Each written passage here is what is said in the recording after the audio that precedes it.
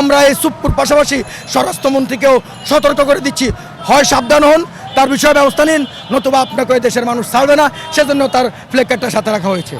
বাংলাদেশের এতদিন যাকে বাংলাদেশের প্রেসিডেন্ট হিসাবে জানতো, এদেশের মানুষ যাকে এতদিন বাংলাদেশের প্রেসিডেন্ট হিসাবে জানতো, আমরা যারা ইসলাম ব্যাংকে আমানত রেখেছি, আমাদের ভাষায় সে হলো একটা নিকৃষ্ট চোর, নিকৃষ্ট দানব। এস আলমের সে একটা সহযোগী। সে এসএ বিল্ডার্সে থাকা অবস্থায় এর মাধ্যমে এসএ বিল্ডার্সের মালিকানা নিয়ে সে ইসলাম ব্যাংকের ডিরেক্টর হয়।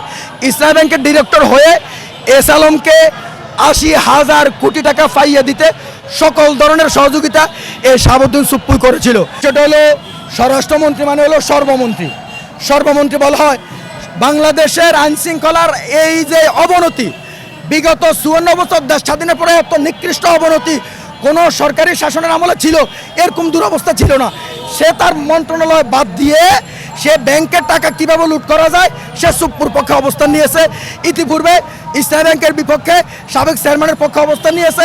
এই জন্যই আমরা মনে করতেছি দেশের ভিতরে থাকা এই বর্তমান স্বরাষ্ট্রমন্ত্রী, যিনি শিলং থেকে নিয়ে এসেছে, শিলং থেকে অভিজ্ঞতা নিয়ে এসেছে, সেখান থেকে প্র্যাকটিস করে এসেছে, এটা বাস্তবায়ন করতেছে। সেজন্য আমরা এই সুপ্পুর পাশাপাশি স্বরাষ্ট্রমন্ত্রীকেও সতর্ক করে দিচ্ছি, হয় সাবধান হন, তার বিষয়ে ব্যবস্থা নিন, নতুবা আপনাকে দেশের মানুষ ছাড়বে না। সেজন্য তার প্লেকার্ডটা সাথে রাখা হয়েছে। আমার নাম ইউসুফ, আমি ঢাকা সাংবাদিক ইউনিয়নের মেম্বার, আমি ইসলামী ব্যাংকের একজন আপনার গ্রাহক এবং আমি একজন রিয়েল এস্টেট ব্যবসায়ী। বাংলাদেশের এতদিন যাকে বাংলাদেশের প্রেসিডেন্ট হিসাবে জানতো, এদেশের মানুষ যাকে এতদিন বাংলাদেশের প্রেসিডেন্ট হিসাবে জানতো, আমরা যারা ইসলাম ব্যাংকে আমানত রেখেছি, আমাদের ভাষায় সে হলো একটা নিকৃষ্ট চোর, নিকৃষ্ট দানব। এস আলমের সে একটা সহযোগী। সে এসএ বিল্ডার্সে থাকা অবস্থায় এর মাধ্যমে এসএ বিল্ডার্সের মালিকানা নিয়ে সে ইসলামী ব্যাংকের ডিরেক্টর হয়। ইসলামী ব্যাংকের ডিরেক্টর হয়ে এস আলমকে ৮০,০০০ কোটি টাকা ফাইয়া দিতে সকল ধরনের সহযোগিতা এই শাহাবুদ্দিন সুপ্পুই করেছিল।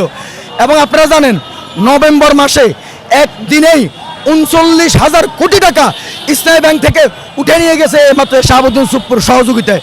সুতরাং এই শাহাবুদ্দিন সুপ্পু এতদিন পেশিবাদের দোষর, রাষ্ট্রের প্রধান থাকার কারণে আমরা রাষ্ট্রীয় আইনকে শ্রদ্ধা করে এতদিন তার বিরুদ্ধে কথা বলতে পারি না।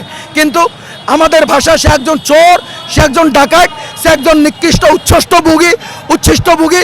সুতরাং আজকে যদি সরকার যদি তাকে ছেড়ে দেয় তাহলে এদেশের বিচার নিভৃতে কানবে।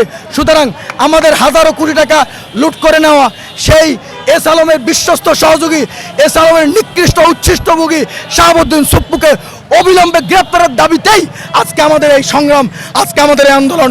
আমরা আশা করছি গভর্নমেন্ট অতি সত্বর আমাদের আন্দোলন মেনে নেবে, নতুবা বৃহত্তর আন্দোলনের জন্য সরকারকে প্রস্তুত থাকতে হবে। ধন্যবাদ।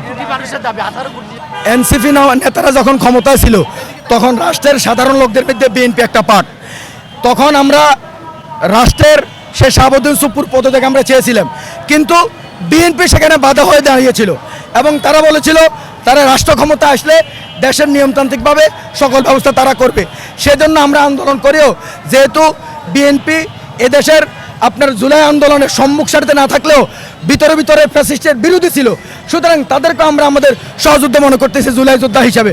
সুতরাং তারা যেহেতু ফ্যাসিস্টের বিরুদ্ধে ছিল, তারা যেহেতু চায় নাই, এজন্য আমরা শক্ত আন্দোলন করি নাই। এখন আমাদের আন্দোলনের মুখে যেহেতু এই ফ্যাসিবাদকে তাড়ানো হয়েছে, সুতরাং আমরা চাই যে তাড়ানোটা হয়েছে কেন, আমাদের ব্যাংকের হাজার কোটি টাকা লুট করে নেওয়ার কারণেই তাকে এখন তাড়ানো হয়েছে। আমরা চাই যে তাকে আইনের আওতায় এনে দৃষ্টান্তমূলক শাস্তির ব্যবস্থা করে আমাদের টাকাগুলো ফিরে নিয়ে আসা হোক। সুপ্পুর পদত্যাগের ভিতরে কোনো চক্রান্ত নিয়ে আমি আলোচনা করতে চাই না। ইতিমধ্যে সে লন্ডনে গিয়ে, দেশের বাইরে গিয়ে দিল্লিতে শেখ হাসিনার সাথে কথা বলেছে, বিভিন্ন জনের সাথে কথা বলেছে, তার সকল বিষয় ফাঁস হয়ে গিয়েছে। ফাঁস হয়ে যাওয়ার কারণে সে যখন দেখছে যে দেশে আসবে, পদত্যাগের কথা না বললে এতদিন যে বিএনপি তাদেরকে মদত দিয়েছে, সে বিএনপি তাদেরকে ১০০ জুতার বাড়ি দিবে।